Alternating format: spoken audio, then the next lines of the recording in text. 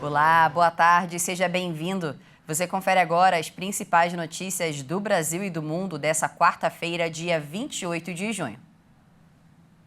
E o Censo 2022, realizado pelo Instituto Brasileiro de Geografia e Estatística, indicou que a taxa de crescimento anual da população entre 2010 e o ano passado ficou em 0,52%. Esse é o menor valor desde o início dos registros, em 1872, ficando abaixo de 1% ao ano pela primeira vez. Ainda assim, em 2022, o Brasil passou para 203.062.000 habitantes, considerando dados de 1º de agosto do ano passado. Uma boa notícia para os investidores. A caderneta de poupança teve a maior valorização no semestre em 6 anos. A modalidade de investimento apresentou variação positiva em todos os 6 primeiros meses do ano. Com a desaceleração da inflação nos últimos meses, a caderneta de poupança registrou o primeiro semestre do ano com o maior ganho real desde 2017. Segundo o levantamento da Economática, empresa de investimentos, a poupança, a aplicação financeira mais tradicional do país, teve variação positiva em todos os 6 primeiros meses do ano. Os dados da pesquisa apontaram que, em 6 meses, o acumulado da inflação, medida pelo IPCA, foi de 2,95% contra o rendimento de 4,20% da caderneta de poupança. Com isso, quem investiu nessa modalidade conseguiu uma rentabilidade real no período.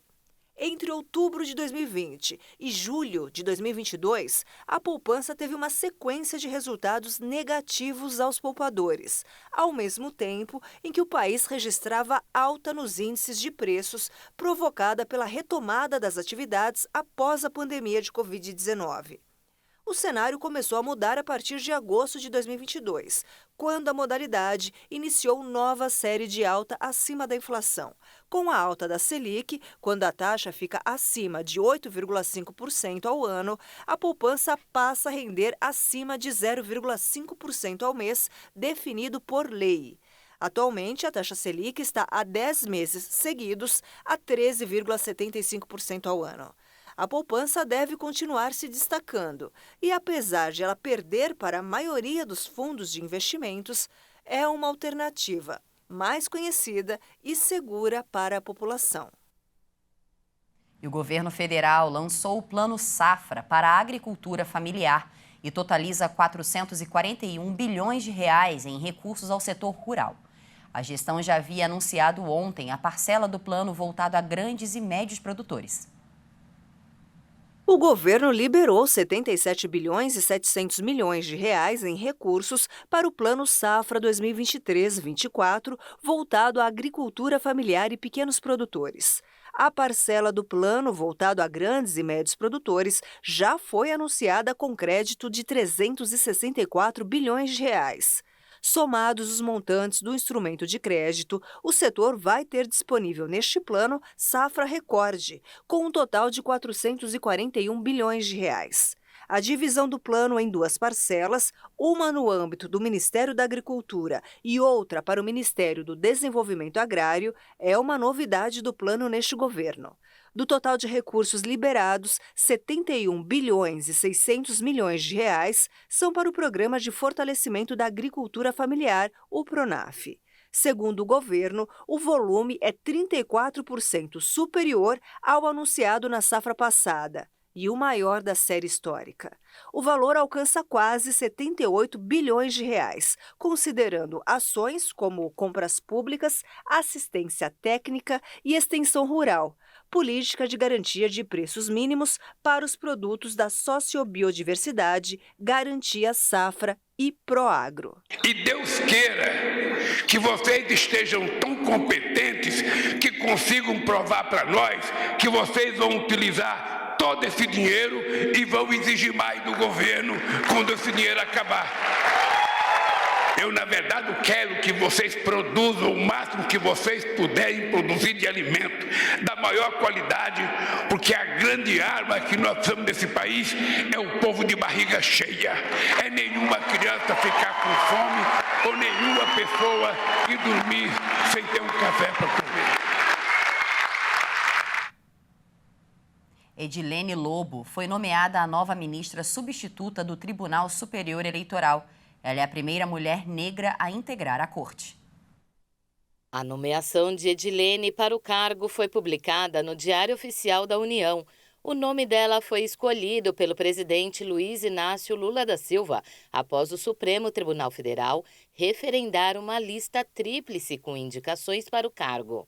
A nova ministra irá ocupar o lugar do ministro André Ramos Tavares, que passou a ser titular do TSE em 30 de maio. Edilene Lobo é mineira e doutora em Direito Processual pela Pontifícia Universidade Católica de Minas Gerais. A nova ministra também é mestre em Direito pela Universidade Federal de Minas Gerais. Ao longo da carreira, Edilene publicou livros e artigos jurídicos.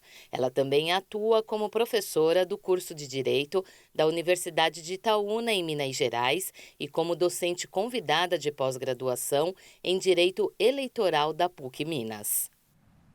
Agora, nos destaques internacionais, um bombardeio russo atingiu um restaurante no leste da Ucrânia e deixou vários mortos e feridos. No local havia inclusive crianças. Pelo menos 10 pessoas morreram e mais de 60 ficaram feridas em um bombardeio russo que atingiu um restaurante da cidade de Kramatorsk, na região leste da Ucrânia. 3 menores de idade estão entre os mortos, incluindo um bebê que nasceu em 2022. Já entre os feridos estão 3 colombianos. O balanço foi atualizado pelo Serviço de Emergências da Ucrânia nesta quarta-feira, um dia após o ataque. As operações de resgate prosseguem e 7 pessoas foram resgatadas com vida dos escombros. A explosão de terça-feira atingiu o restaurante Ria Pizza, um local muito procurado por soldados e jornalistas em Kramatorsk, o último grande centro urbano sob controle ucraniano no leste do país. Além do restaurante, outros imóveis também foram atingidos: prédios, estabelecimentos comerciais, veículos e uma agência dos Correios. De acordo com a polícia da Ucrânia, a Rússia disparou 2 mísseis terra-ar S-300 contra a cidade, que tinha 150 mil habitantes antes da guerra. Localizada a oeste da cidade devastada de Bakhmut, cenário da batalha mais violenta e prolongada da guerra, Kramatorsk já foi atingida por vários bombardeios russos.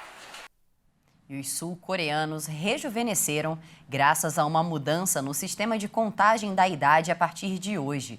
Foi adotado oficialmente o sistema internacional e, pelo menos no papel, os cidadãos vão ter 1 ou 2 anos a menos.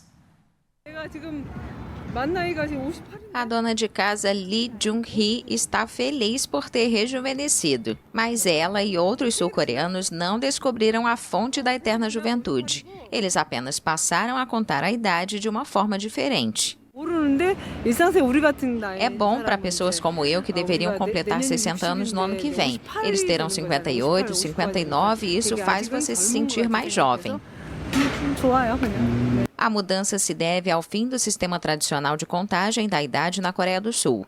O país é o último do leste da Ásia que ainda utilizava um método de cálculo da idade que determina que a pessoa tem 1 ano quando nasce, por contar a gestação como parte da vida do cidadão. Com o sistema, todos ficam mais velhos na virada do ano e não na data de aniversário, o que significa que um bebê nascido em 31 de dezembro já tem 2 anos em 1º de janeiro. Mas a partir desta quarta-feira, o país adota oficialmente o sistema internacional, que calcula a idade das pessoas de acordo com a data de nascimento, o que deixará todos os sul-coreanos 1 ou 2 anos mais jovens. A mudança oficial terá um impacto limitado na prática, pois em vários aspectos administrativos, como a idade no passaporte, a idade mínima para julgamentos penais ou a idade de aposentadoria, o país já utilizava o sistema internacional. Imagina se a moda pega aqui no Brasil também. E essa edição fica por aqui, mas você pode rever essa e outras reportagens no nosso canal Hit Notícias no YouTube. Muito obrigada pela sua companhia, um excelente dia para você e até mais.